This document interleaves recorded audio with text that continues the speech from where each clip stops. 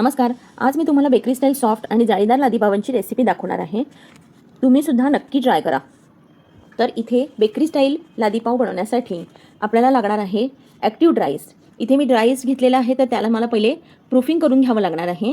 त्यासाठी मी 20 ग्राम ईस्ट घेतलेला आहे. 100 ml पाण्यामध्ये, कोमट पाण्यामध्ये आपल्याला ईस्ट आणि 100 ग्राम साखर ॲड करायची आहे. त्याला प्रूफिंगसाठी आपल्याला ठेवायचे आहे. इथे बघणार आहोत आपण 15 मिनिटानंतर मस्त असं फेस आलेलं मिश्रण तयार झालेलं आहे. जर हे मिश्रण तुमचं असं तयार नाही झालं तर समजायचं की ईस्ट तुमचं जुनं झालेलं आहे. तर हे प्रूफिंग होणं फार गरजेचं असतं. त्याशिवाय तुमचे पाव मऊसूत जाळीदार होणार नाही. आज मी 1 किलो मैद्यापासून पाव बनवणार आहे. तर त्यासाठी इथे मी 1 किलो मैदा घेतलेला आहे. जे ईस्टचं मिश्रण बनवलं होतं ते मिश्रण मी इथे त्यामध्ये ॲड करून घेतलेलं आहे. आपल्याला टोटल रेसिपीसाठी अर्धा लिटर पाणी लागणार आहे. ऑलरेडी 100 ml आपण पाणी जे आहे ते ईस्टसाठी वापरलं होतं. उरलेलं 400 ml पाणी आपल्याला आता ह्यामध्ये थोडं थोडं करून ॲड करायचं आहे आणि संपूर्ण डो आपल्याला व्यवस्थित मळून घ्यायचा आहे.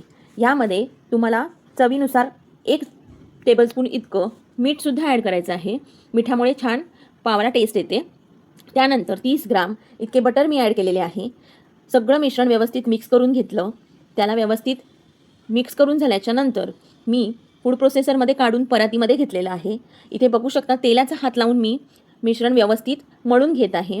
पिठाचा छान गोळा आपल्याला तयार करायचा आहे. पीठ असे चिकटच दिसले पाहिजे. इथे मी आता विंडो टेस्ट करत आहे. बघू शकता की एक छोटासा गोळा घेऊन मी तो स्ट्रेच करून बघितला तर तो फाटत होता. म्हणून मी परत इथे व्यवस्थित पीठ मळून घेत आहे. बघू शकतात कशा पद्धतीने चिकटपणा त्याच्यामध्ये आहे. हा चिकटपणा जर तुमच्या पिठाला आला तरच तुमचे पाव मऊसूत होणार आहेत, सॉफ्ट होणार आहेत, जाळीदार होणार आहेत. व्यवस्थित परत मी मळून घेतलेला आहे पिठाला. परत मी एकदा विंडो टेस्ट करत आहे. थोड्या वेळ हे तुम्हाला जवळजवळ 15 ते 20 मिनिटं तुम्हाला हे मळून घ्यायचं आहे. पाव बनवण्यासाठी सगळ्यात महत्त्वाचं असतं पिठाला व्यवस्थित मळून घेणं. आता इथे विंडो टेस्ट मी करून बघत आहे. तर बघू शकतात बऱ्यापैकी ट्रान्सपरन्सी आलेली आहे पिठामध्ये. परत इथे मी तुम्हाला टॅपिंग सिस्टीम दाखवते कशी पावाच्या गोळ्याला टॅप करून घ्यायचं. अशा पद्धतीने तुम्ही व्यवस्थित टॅप करत हा पिठाचा गोळा मळून घ्या. त्यानंतर साधारणतः 50 ग्राम इतके वजन होईल एवढे गोळे जे आहेत प्रत्येक गोळ्याचे एवढे गोळे तुम्ही बनवून घ्यायचे आहेत. ऑलमोस्ट सेम आकार झाला पाहिजे सगळ्यांचा.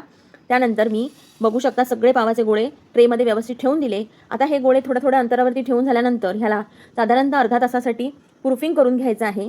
तर इथे बघू शकता सगळे गोळे जे आहेत ते आता आकाराने वाढलेले दिसत आहेत. त्याला मी पाणी लावून घेत आहे. तुम्ही इथे दूधसुद्धा लावू शकतात किंवा अंड खात असाल तर अंड्याचा व्हाईट पार्ट जो असतो तो सुद्धा तुम्ही याला ब्रश करू शकतात. परंतु मी इथे पाणी लावून घेतलेले आहे. 170 डिग्री सेल्सिअसवरती बोथ रॉड ऑन करून ओटीजीच्या मी 40 मिनिटासाठी हे पाव व्यवस्थित बेक करून घेतलेले आहे. रंग तुम्हाला जर थोडासा अजून हवा असेल तर तुम्ही 5-1 मिनिटं अजून ठेवू शकतात. हा परफेक्ट रंग आलेला आहे.